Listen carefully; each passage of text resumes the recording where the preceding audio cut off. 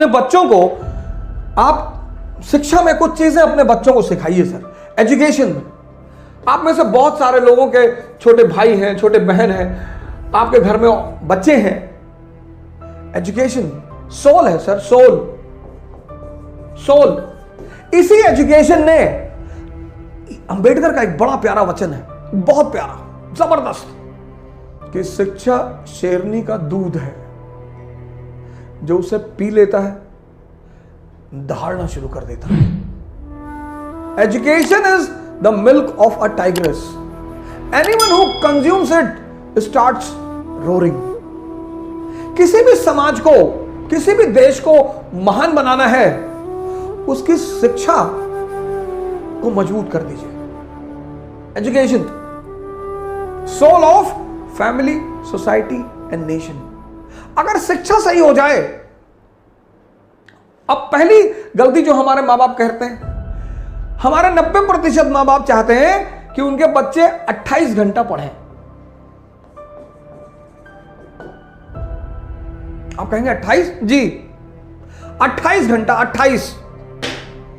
कुछ पेरेंट्स तो मैंने देखा कि हमारे पास आए, साहब ऐसा है कि जरा हमारे बच्चे पे नजर रखिएगा। अरे भैया मैं आईबी में हूं, मैं रॉ में हूं, तुम्हारे बच्चे पे नजर रखूं? बच्चों को इस फॉर्मूले पे पढ़ाइए, 4 into 8 and 18। ये 8 and 18 का फॉर्मूला कंपटीशन वालों के लिए, वो भी आईएएस। बच्चे क्लास 8th तक, 8 बच्चे क्लास 8th तक 3 into 3 इस पैरामीटर पे पढ़े, 3 घंटे पढ़े, जिसमें होमवर्क भी शामिल है, और 3 घंटे उनको सोचने पर मजबूर करिए। उनको कनेक्टिविटी का सिद्धांत बताइए। जैसे उन्होंने कोई टॉपिक तैयार किया, डाइजेस्टिव सिस्टम, तो अपने बच्चे को बोलिए कि यार ऐसा करो, तैयार हो गया ना, एक प्लेन शीट ले लो बेटा, लिखो पूरी कहानी को। बहुत सारे बच्चे क्या करते हैं, किताब लेके बैठ जाते हैं, और अब किताब पढ़ने में, पढ़ना और लिखना बहुत अलग बात है सर। आप बिना कंसंट्रेट हुए पढ़ सकते हैं, पर आप बिना कंसंट्रेट हुए लिख कभी नहीं सकते। लड़कों की लिखने की आदत डालिए सर, बहुत प्रेस मत करिए, एक शेड्यूल बना दीजिए बस, कि अच्छा ठीक है, डाइजेस्टिव सिस्टम तैयार जी, कार्बन एंड कंपाउंड तैयार, चैप्टर तैयार, हाँ जी, चलो लिख डालो। उनकी लिखावट को चेक कर दीजिए। 3 घंटे पढ़ें क्लास 8 तक, और 3 घंटे उनसे लिखवाइए सर। 6 महीने में लिखवाइए जरूर सर। जिस ट्यूशन से ट्यूशन पढ़ने आते हैं उनसे बोलिए, ये तो आईएएस का फॉर्मूला है सर। 8 घंटे पढ़ना, 18 घंटा पढ़ाई के माहौल में रहना। लॉ ऑफ कनेक्टिविटी, पहले फेज में जो बच्चे 8th क्लास में है, 8th तक, इनको 2 चीजें सिखाइए, व्हाट एंड व्हाई, बस। अगर ये 2 चीज आप समझा ले गए तो आप समझिए जिंदा कर रहे हैं दिमाग को। रटने मत दीजिए सर, रटने से दिमाग तोते जैसा हो जाता है, उसको बाद में जिंदा करना बहुत मुश्किल है। क्लास 8th तक एनालिसिस पे मत ले जाइए sir. What and why, example, अब अशोक का धम, अशोक का धम क्या और क्यों, बस। क्या? एक धार्मिक नीति, एक धार्मिक नीति, रिलीजियस पॉलिसी, जिसका उद्देश्य यूनिटी पैदा करना, बस। क्या? क्यों? क्योंकि भारत यूनिटी इन डाइवर्सिटी का देश है। मौर्य साम्राज्य, काबुल से कन्याकुमारी, गुजरात से नॉर्थ ईस्ट, समझदार शासक है। आज हिंदू मुसलमान है, तब बौद्ध ब्राह्मण जैन, आज हिंदू मुसलमान ईसाई लड़ रहे हैं, आज, तब बौद्ध ब्राह्मण जैन। इनके बीच खटास थी।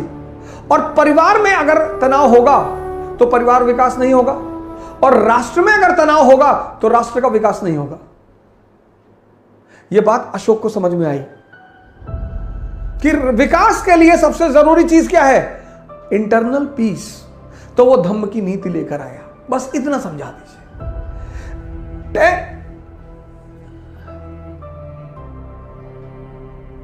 10th 11th 12th।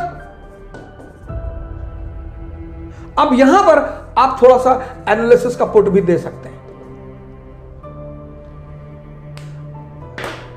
ये जो मैंने एक प्रोग्राम चलाया जिसका मैंने नाम रखा था सी क्यूब,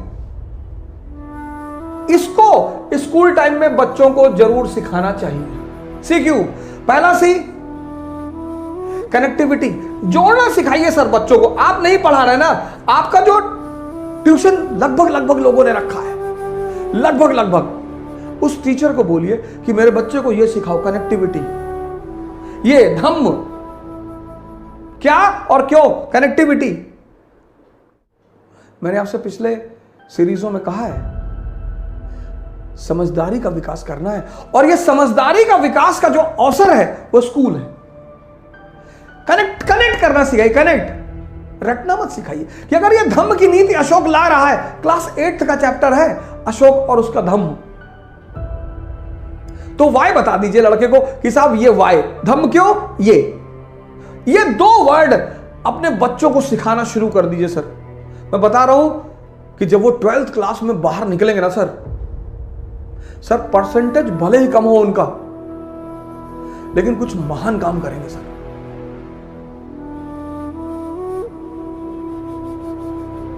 परसेंटेज बहुत ही भले ही कम हो सर, लेकिन काम कुछ महान करेंगे सर। कनेक्टिविटी आप सिखाएंगे तो कनेक्टिविटी से क्या पैदा होगा? कॉन्सेप्ट पैदा होगा।